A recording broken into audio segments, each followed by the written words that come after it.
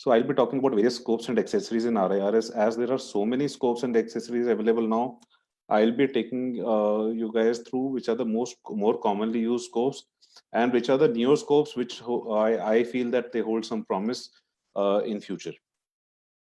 So we know that RIRS is an endoscopic surgery for management of pathology within the renal collecting system using a retrograde closed approach. And basically, it is also called flexible ureteroscopy and generally preferred for stones in upper ureter or kidney with for size less than 2.5 centimeter, and the energy source that can be used as of now with RIRS is laser only. There are basically three types of flexible scopes available today.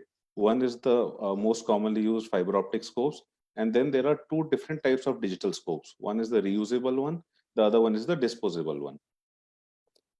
So talking about evolution of RIRS, we know that Dr. Hugh Hampton Young was the first one who did a ureteroscopy in a child with posterior urethral wall, where he passed the cystoscope in the dilated ureter back in 1912. And the first retrograde flexible ureteroscopy was performed by Marshall in 1964, but that scope did not have any working channel and no active deflection.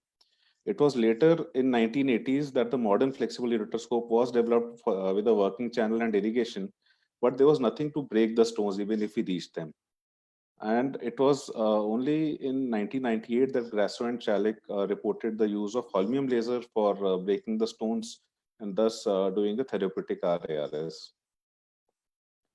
So when we talk about evolution of the scopes, the older generation flexible scopes had an active deflection of 180 degrees only. And the second generation scopes which came in, they added a second active deflection. So they added a supplementary 130 degree down deflection to the already existing 170 or 180 degree initial deflection. But it was found that this is not serving much of a purpose. So then when the third generation models came in, they added exaggerated deflection. So they add now the scopes that are available generally were able to bend up to 270 or 275 degrees in both directions. So just a little bit about the anatomy of flexible scope. Basically, there is the handle and there's the shaft. The handle is where the eyepiece, the light channel, the leak test port, the irrigation channels are. And the shaft has a working shaft and an active deflecting segment. And at the tip, there is a working channel inlet and the lens and the fiber optic illumination. So basically, fiber optic scopes are made up of multiple fiber optic bundles which have internal reflection in themselves. And if we dissect a fiber optic scope, there is the image bundle, there is the light bundle, there is a plastic tubing, which is basically the working channel. And then there are two wires which are used to deflect the scope on either side when we bend the lever. So coming to the commonly used fiber optic scopes, so as I said, I'll be talking about the commonly, easily available and commonly used scopes only. So Olympus P7 is the latest scope from Olympus. The major difference between the earlier Olympus scopes and this one is that they have added four different degrees of stiffness. That is, the proximal part of shaft is extra stiff, then medium, and the distal most part is pretty soft. How this helps is that when we are deflecting the scope inside the kidney, the blind part of the scope which is hitting against the pelvic wall, we can be more sure that it is very soft and it is not going to cause any damage inside. So another major point about this scope is that the tip is very small, that is 4.9 French only. This helps us to go inside the ureter without a guide wire or without an access sheath if you want to do that. And it has a tapering shaft. So when we come proximally, the diameter is 7.95 French. And it has an excellent Moyer filter with excellent image if we compare it with other fiber optic scopes, as you can see in this image. Talking about technical details, it has a 90-degree field of view, forward viewing scope. And as I mentioned, the tip is 4.9 French and the shaft is 7.95 French.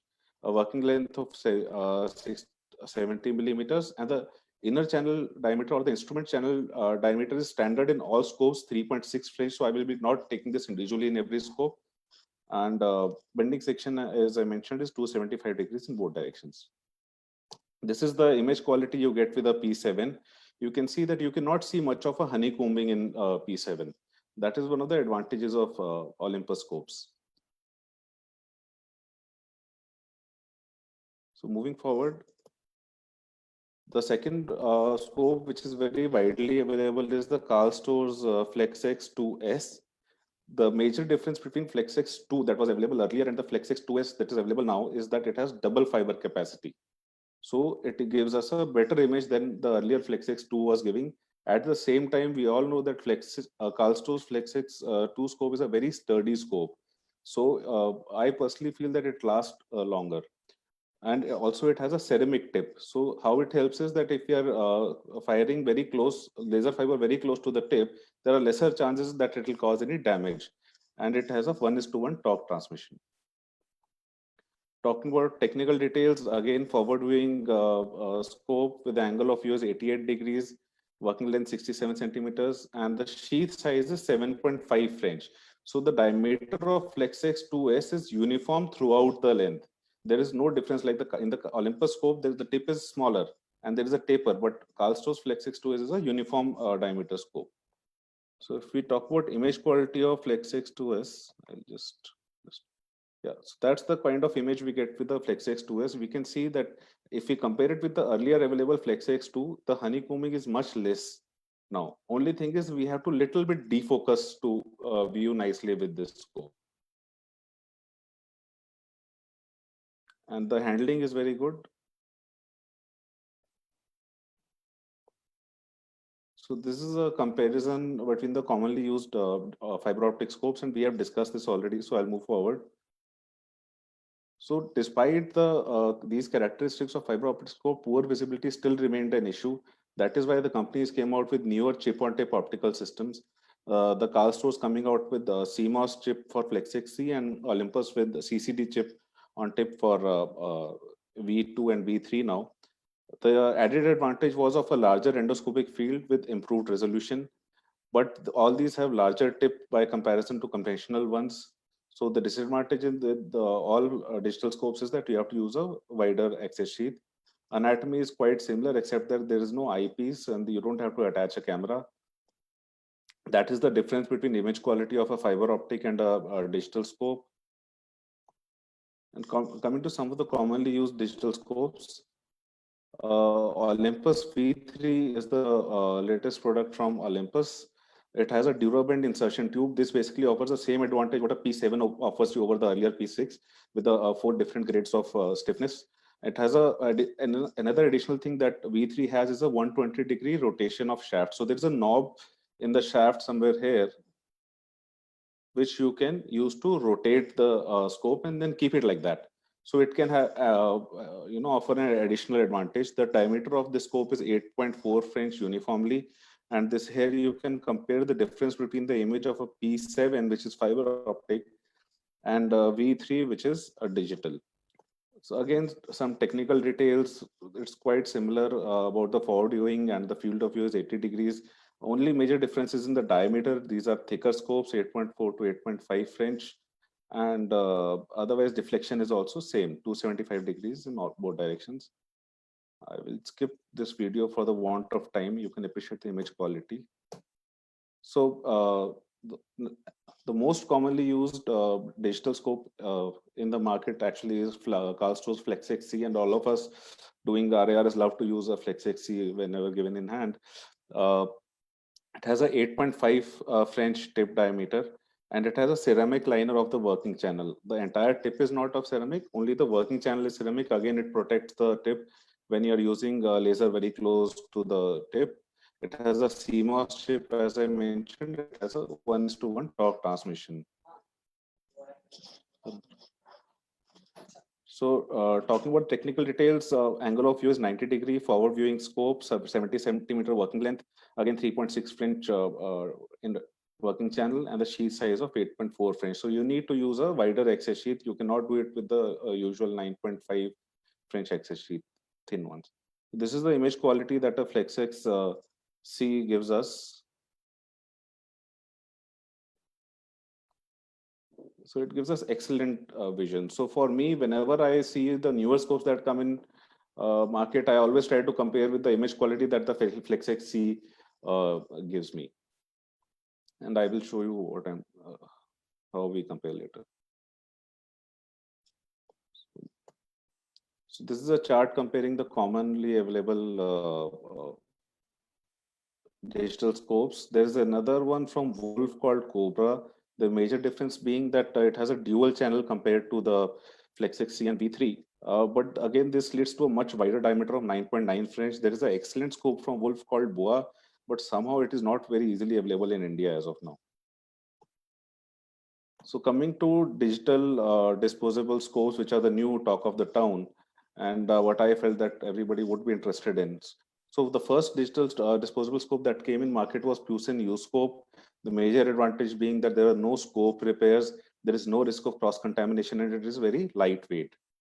If we talk about technical details, field of view is 90 degrees with a forward viewing line of vision, and it has a 270-degree up and down deflection in both direction. But the problem is again with the diameter. As you can see, it's a 9.5 French scope. So we have to use a minimum 11 French axis sheet to use this scope. Just to show you the image quality of a Poussin scope. Forward it. So you can see that it gives a good image quality. Except at times there's a little bit of glare, but otherwise the image quality is pretty good with the Poussin scope. So the major competitor to Poussin scope which came in the market was Boston Scientific LithoView. This has a relatively smaller tip of 7.7 French, but the shaft is I think 8.5 French. And again, same 270-degree deflection on both sides, and it also comes with a touch screen. One of the problem with these two scopes is that you need to buy that screen separately. So that adds to the cost. Just trying to show you the vision of the LithoView.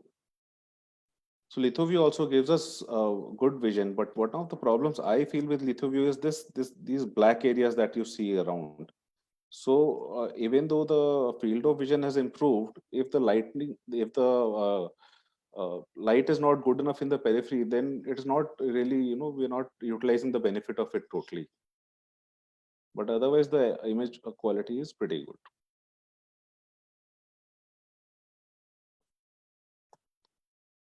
So moving forward, this is another scope which has come into market, which is endoscope from Indovasive.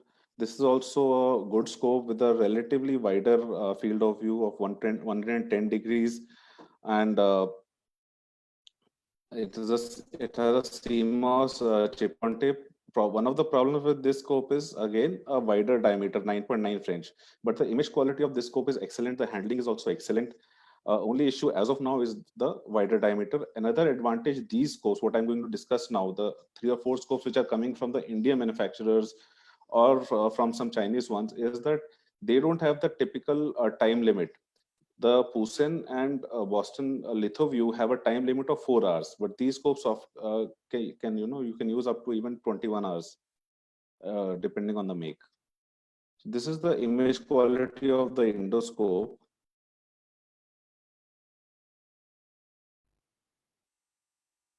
So you can appreciate that the vision is pretty good. And as I said, when I look at a newer scope, I always try to compare it with the vision of a Flex XC. So this is one scope, but I found that the vision is pretty good with the advantage of a disposable scope. So that makes a digital scope very cheap for us when we use these scopes without the fear that if I damage it will invite very costly repairs.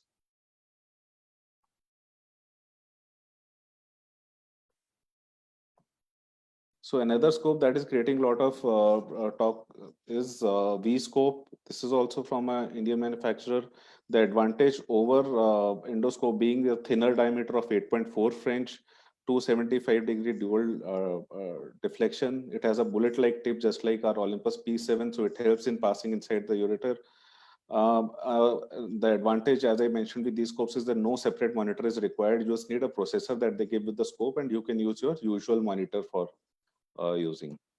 So just to show you the vision of V scope, I have personally not used this scope, so I had to take a video from the net. It's yeah. So you can appreciate that the vision is pretty good. I'll just fast forward a little bit just to yeah. The idea is just to show the image quality that we get. So I feel these scopes are quite promising for future. So another scope in the market is UMD Deepraflex scope. This also has a good vision. It is not as good as the V scope or the endoscope, but still it is pretty decent. And this is being marketed by a laser company, and many people who are buying the quanta lasers are actually buying this scope. So I'll just show you the image quality that we get. This video is from Dr. Nanjappa. So you can see that the image quality is pretty good, and you can use your usual monitor with this scope or the smaller one that they give.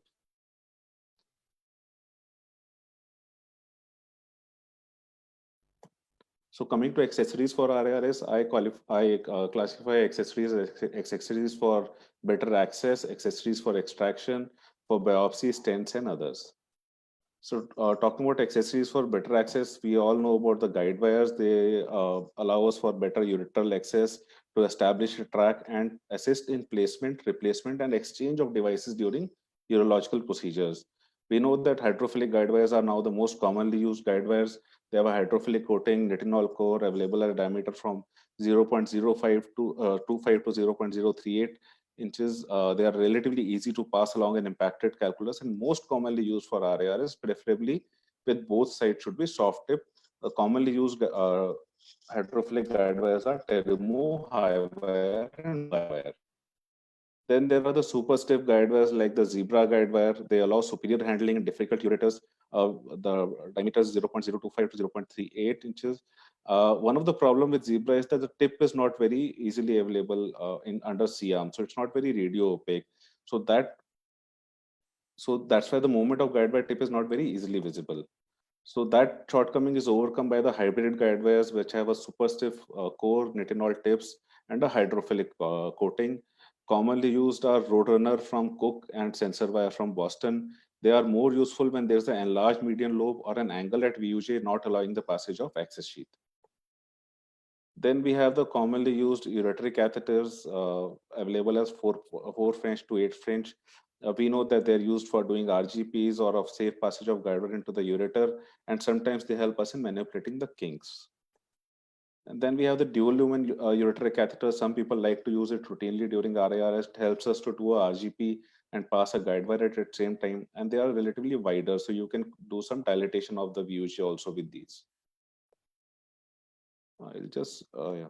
Then there are dilators like the balloon dilator. Although most of us are not using them routinely now, the length available is 4 to 10 centimeter with the inflation pressure of 40 to 60 psi. And then we have the ureteral sequential dilators, which are used to serially dilate the ureter. But if most of us, if we find a tight ureter now, either we go without access sheath or we plan to stage the procedure rather than dilating and trying to do it. So access sheaths are the most important accessories for RIRS. They facilitate insertion of flexible ureteroscopes and they help us to keep the intrarenal pressures low. They consist of outer sheath and tapered dilating obturator. They are coated with hydrophilic polymers for easy insertion and available as a diameter of 9 to 18 French, depending on the scope that you're going to use and depending on the volume of stone that you're going to deal with or how long you're going to operate, you can choose the sheath that you want to use. And the length available is 20 to 55 centimeters. We should always pass access sheet under C-arm guidance and very gently. We should never force so that we don't cause any trauma. If the access sheath is not going in, either one can go sheathless or one better to stage the procedure. These are the different access sheets available. So coming to accessories for extraction, this is mainly for stones. We know that they are made of nitinol, which is a alloy of nickel and titanium. This is one of the most commonly used basket, which is called N-Circle, available from Cook Medical. It has a larger wire size, which gives us increased radial force. It has a tipless design and available as 2.4 French with a diameter of 1 to 2 centimeter. In my practice, I use this basket most commonly for transferring the stones, especially if there's a stone in lower calyx. I try not to break it there. I try to catch it using this basket and transfer it to superior calyx and break it there. This increases the life of the scope. This also increases the clearance rate of the stone. So as you can see in the video, I'm trying to transfer this stone from lower calyx and I've passed it to the superior calyx. And there were actually 4 stones like that. So all of them I fragmented in the superior calyx itself. So next commonly used basket is N-compass, which is a multi-wire geometry and exceptionally tight weave, available as 1.7 to 2.4 French, and it has opening diameter of 1 to 1.5 French. What I use most commonly for is when there are multiple small fragments and we want to remove them. So as you will see in the video, we have already fragmented the stone. Usually we try to dust as much as possible, and if there are some fragments in the end, we popcorn and we can remove if we need to. So as you can see here, we have passed the basket and we have opened it. So you can appreciate the multi-weave geometry and a mesh-like thing at the end. And then when we close it, we are actually trapping a lot of stones in it. And that's how we bring out multiple stones in the one go. So another commonly used basket is Engage Stone Extractor. I'll just take 5 more minutes. I know I have probably exceeded my time. So Engage is used to engage, reposition, release, or extract the stones, available as 1.7 to 2.2 French with an opening diameter of 8 to 11 millimeters. What I like to use Engage is for taking out those relatively larger fragments. Or when we go into different calyces and we see multiple small stones in different calyces, I like to take them out using Engage. This design helps us to catch them and bring them out. And even if it gets stuck inside the ureter, usually it is easier to release it compared to a N circle for me.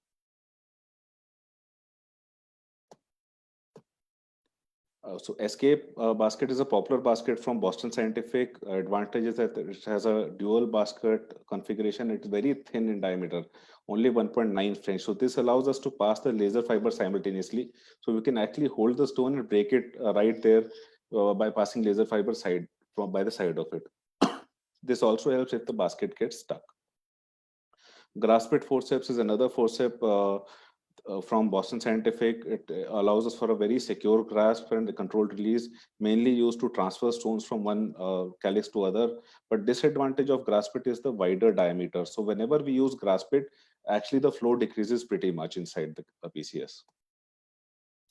Then for biopsy, we can use a backloading biopsy forces from Cook, or what we have got, we have asked some Indian manufacturers to make small biopsy forceps for us. So we don't need to backload those forceps and we can use it with the scope inside.